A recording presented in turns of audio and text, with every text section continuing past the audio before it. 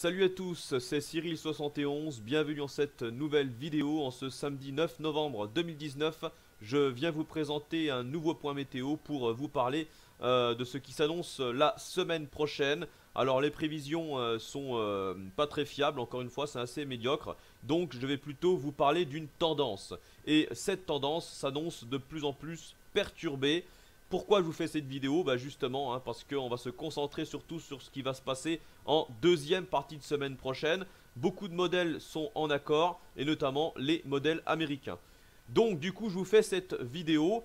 Alors, déjà, on va revenir un petit peu sur ce qui se passe maintenant depuis 10 jours à peu près. On a évidemment la réactivation du J-Stream, le réveil plutôt du J-Stream, la réactivation des systèmes dépressionnaires, l'intensification du froid, et tout ça donne cette neige abondante également en moyenne altitude avec des chutes de neige records notamment sur les Pyrénées également. Ça va bien neiger sur les Alpes. Alors maintenant je vais commencer cette vidéo en vous montrant le J-Stream. Pour quelle raison? Car il pilote justement tout ça, les systèmes dépressionnaires, les masses d'air douces, les masses d'air plus froides, etc. Donc le J-Stream est important à surveiller pour les prochains jours.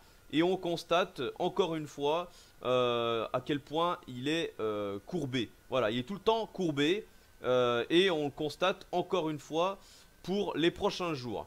Alors regardez, il part souvent du nord-est de l'Amérique du Nord en direction du Groenland pour replonger brusquement en direction de la péninsule ibérique, donc l'Espagne, et il va même se diriger jusqu'en Algérie, voilà, jusqu'à l'Afrique du Nord. Et c'est pas terminé, regardez derrière, très rapidement, demain dimanche, on a la réactivation d'une nouvelle branche de J-Stream, ici sur l'Atlantique, et qui va également prendre la même direction, plonger en direction de l'ouest de la France, l'Espagne, et jusqu'en Algérie, jusqu'en Afrique du Nord. C'est d'ailleurs assez surprenant et assez rare de voir le J-Stream descendre aussi bas en latitude. Voilà. Et ça, je le remarque depuis le début en fait, depuis une dizaine de jours maintenant que le J-Stream s'est réveillé. On constate sans cesse, il prend toujours cette même direction. Il part de très haut sur l'Atlantique et ensuite il plonge littéralement en direction très loin des latitudes au sud. Donc péninsule ibérique, Espagne, Méditerranée, Afrique du Nord. Voilà, pour ensuite remonter sur l'Europe centrale. Et que va-t-il se passer plus tard dans la semaine prochaine? Regardez, on a ici toujours le J-Stream qui est bien puissant, bien actif, quasiment tout le long de l'Atlantique Nord, mais qui part toujours de très haut, vous voyez, quasiment vers la mer du Labrador ici, en direction du sud du Groenland. Et regardez cette nouvelle branche de jet, ce qu'elle va faire. Eh ben, elle prend toujours la même direction. Et là, on a en plus une élévation en plus sur la mer du Labrador, justement. Regardez, le J-Stream ici qui part sud, qui prend en direction sud-nord et qui monte cette fois-ci vraiment sur la partie sud du Groenland. Et par contre, pour le reste de l'Atlantique, eh ben, c'est toujours la même direction. Il replonge brusquement, toujours en direction ici du golfe de Gascogne et surtout de l'Espagne, pour finir par rejoindre la Méditerranée en fin de semaine prochaine. Voilà, regardez, et c'est quand même assez impressionnant à quel point le J-Stream est courbé. Voilà, et là on aura un changement de synoptique à partir de ce moment-là, puisque vous pouvez constater que cette fois-ci le J-Stream prend une direction un peu plus nord-est, sud-ouest ici. Donc c'est-à-dire qu'on aura une dorsale anticyclonique en fait qui va se développer en direction des latitudes plus au nord, entre l'Islande et la Scandinavie. Alors je vais justement vous montrer ça tout de suite avec les centres d'action. C'est parti. Et là vous allez comprendre comment le J-Stream pilote tout ça. Enfin les conséquences du comportement du J-Stream. Alors c'est parti avec cette dépression très très creuse, voilà, au sud du Groenland. Vous la voyez ici à 955 hectopascales.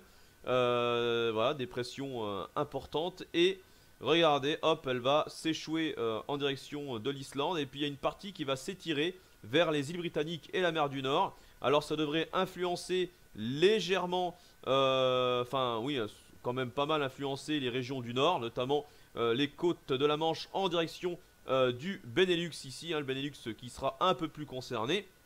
Voilà, et puis entre temps on a une petite dépression qui se promène au milieu de l'Atlantique. Là elle perturbe un peu les prévisions, elle rend un peu plus difficile les choses, mais a priori bon elle vaut pas grand chose.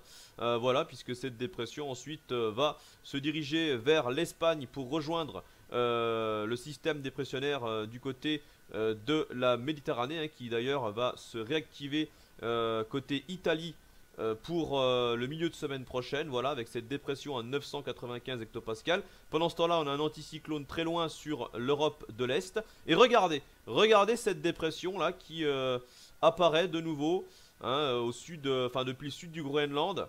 Voilà, entre le sud du Groenland et l'Islande. Regardez cette dépression. Vous vous en souvenez, hein, le jet stream, comment il est à ce moment-là. Voilà, juste avant, je vous ai montré. Bah regardez, du coup, avec un jet stream qui plonge très très loin vers le sud, hein, voilà, entre l'Espagne, la Méditerranée et l'Afrique du Nord. Du coup, hein, on voit cette dépression, ce vaste centre dépressionnaire, gorgé d'ailleurs d'air froid également. Je vais vous montrer les masses d'air après.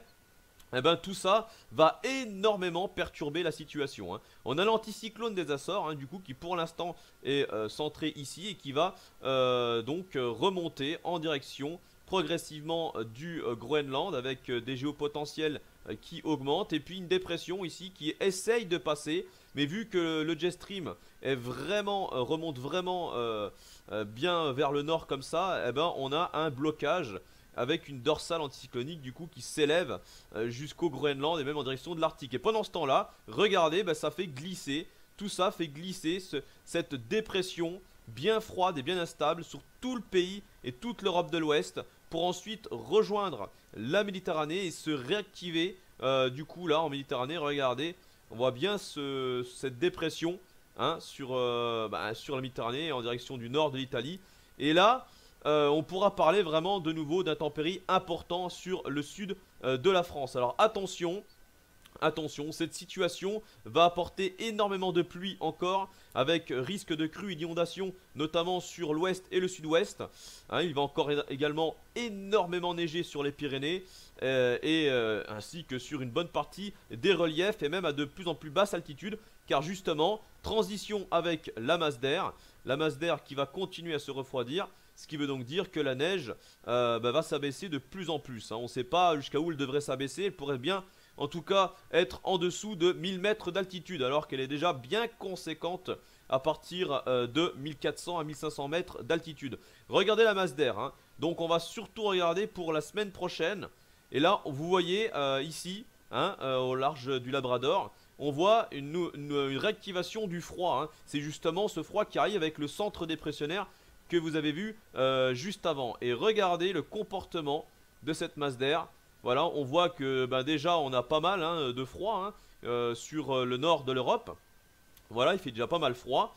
L'air doux, quant à elle, est très loin ici, hein, sur le sud-est de l'Europe. Et regardez, hein, cette langue bleue, hein, cette langue d'air froid, très humide, hein, du coup, hein, puisqu'elle arrive avec la dépression.